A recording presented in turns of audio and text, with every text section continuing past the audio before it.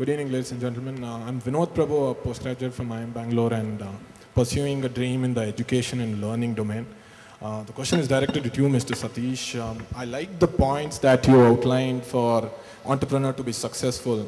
And the first one really hit home about for having the right team. And this is the dilemma that I'm facing currently. The people that I want to team with, they have different dreams, different ambitions, and at different stages of their life, not necessarily able to participate with me. And the people who want to do the venture with me are not necessarily people I think I'll be happy working with.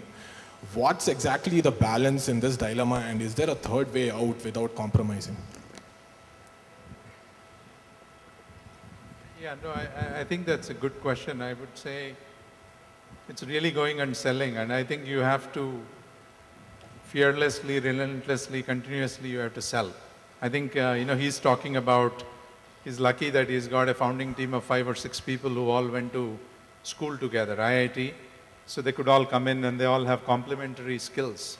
But if you are a loner, I think there's one example in Hyderabad. There's a gentleman who returned from US. He was this ex-McKinsey guy who was doing something in healthcare, setting up this independent dialysis clinics. He was searching for a partner, and then he went and pitched to an ISB grad.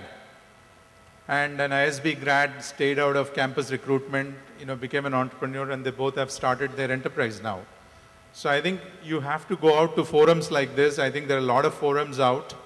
I think once, they know that you have a good idea and they are convinced that what you are bringing to the table is going to make the company successful, right? That's kind of why I may have a brilliant technology idea, but if I'm a finance guy, a technology person will come join that enterprise when the finance guy brings money.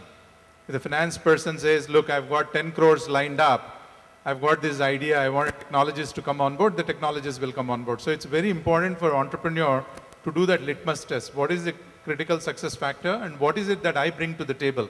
And often it's a painful exercise, right? But you have to continuously sell.